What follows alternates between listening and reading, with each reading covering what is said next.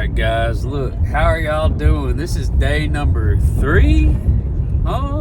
We ain't stopping, y'all. I'm gonna keep pumping these things out, and hopefully I can entertain a couple people, man. You know, I learn from sitting here talking about stuff that I'm interested in, man. I can learn from studying and listening to other people too, but one way I know I do learn is sitting here talking about something I might not fully understand yet. And this is a topic that I don't think you can just possibly completely understand. I'm sure a lot of people have seen a lot more that have been doing this a long time and yada yada yada, but this is one of those things, man. Like, the second you think you mastered it, man, some other screwball hit shoots out the opposite way you thought was gonna go.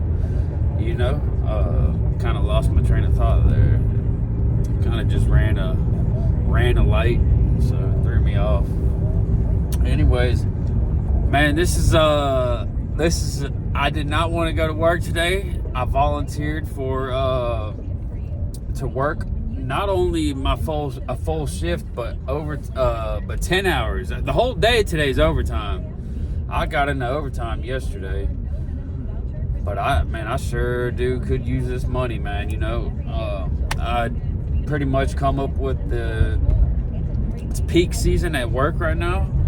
I work at Shipmunk. It's a packaging place, kind of like Amazon. It's like a third-party warehouse. A bunch of companies store their stuff there, and we ship it out. It's just super intense right now. They call it peak season. So I've sacrificed December, man. I'm working Christmas if I can. I need this little money. I start school in January. I'm gonna try the whole school thing again, man. Now that I got a different mindset, I'm not drunk all the time, So we'll see where that goes with us too, man. But anyways, let's get back to the Pokemon. I'm very bad at starting these conversations out with topics, and what just popped into my mind is my sealed or singles, right? I have a belief that sealed is a very safe bet.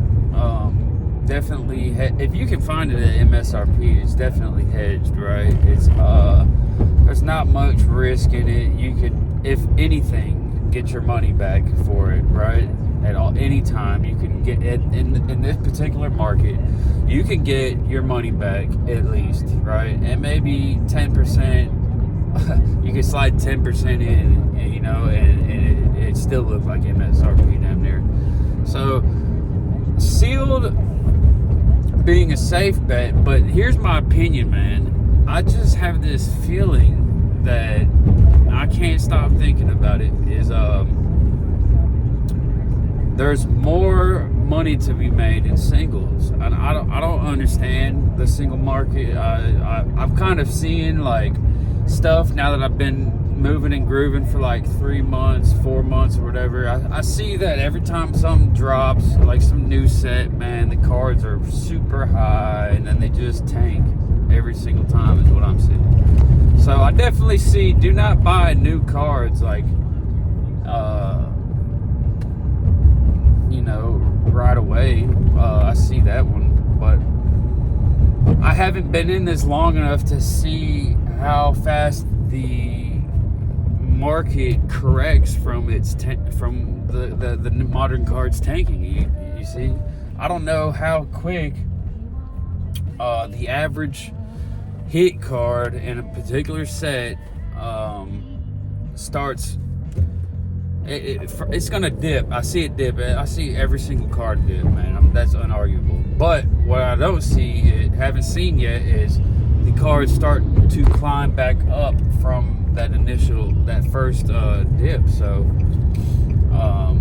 and I do see that people like modern cards, man. That's another thing.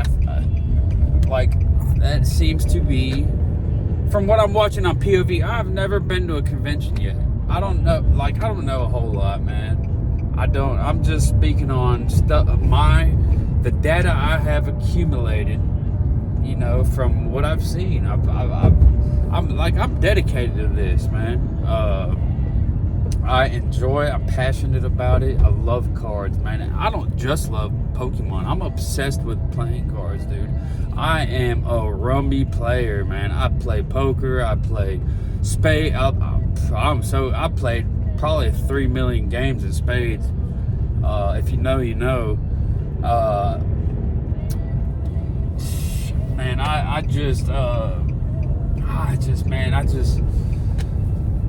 I love cards, man. There's something about the cards in my hands. Not only, but I'm big into Pokemon my whole life. I've been big into Pokemon my whole life, and I've collected them growing up. I love them, man. I love the old cards, man. Don't get me wrong, y'all got some new stuff, new heat coming out. The commons and the uncommons. I can't, dude. Like, I can get with all the common, uncommon vintage, but I just can't with, like, there gotta be like I just can't get excited like I do about old cards, man. Like, it has to be some sort of textured, super badass. I don't even know what all the names of these are. SARs, illustration rares. It has to be some crazy card, man. I've seen them though. I definitely do see them. I'm getting so off topic, but with the sealed or singles, man, I think this is my personal belief from what I'm accumulating is there is more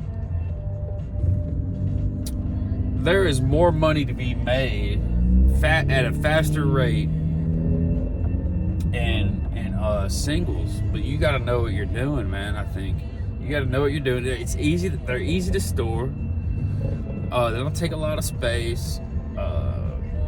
And if you understand that market, man, I think you could make more money than buying sealed product. Like, that's what I'm getting at. I see all these people. I see the money, like the amounts of money. Like, there's got to be. The sealed market is so competitive right now. It's just, I feel like if you're able to navigate the single market, you can make more money. I think it's more lucrative. But I think the thing about that is the risk curve is definitely different, right? I think if you don't know what you're doing, you don't know when to buy, you don't know how to get them off. You're playing with higher risk, right? You can get stuck with this card or get it at the wrong time, or I think there is a lot more risk that is involved. So you just have to do this on the terms that you can live a happy, joyous life doing, right? So this is where I'm at.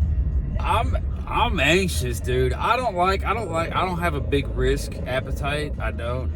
I love playing cards. I love gambling, but I like gambling low stakes, man. I like playing variants, and I will play you for $2 a game all day long, but I won't run it up to 20, 50, 100. I don't believe in that. I don't have that kind of money. If I had more money, then I might. But my point is I like risk, but I don't like it in large doses. I like being able to know that I can recover from my lost risk. If I risk the same play again and lose, I can recover from that risk. And then if I risk the same play again I can recover from that risk, right? And it's not really affecting me. That is the type of risk that I can deal with, right? It sucks. It's not fun. I wish I could have made money, but I'm still here. I'm not taken out of my taken off of my seat. I can continue to play this same play, and if I do break through, it recovers at least 2 of the 3 losses. So eventually, if we play the same play over and over and over and over again, I should be come out on top, a winner through all. You know, that's how I like to try to move in any way, any shape or form that I am gambling. I'm trying to. And Pokemon is kind of gambling, man. Either way you want to look at it, man. There's no guarantee, you know, unless you're just holding stuff forever, right? But my point is you can. I like to understand that the variance of outcomes is in my favor. You know, at least.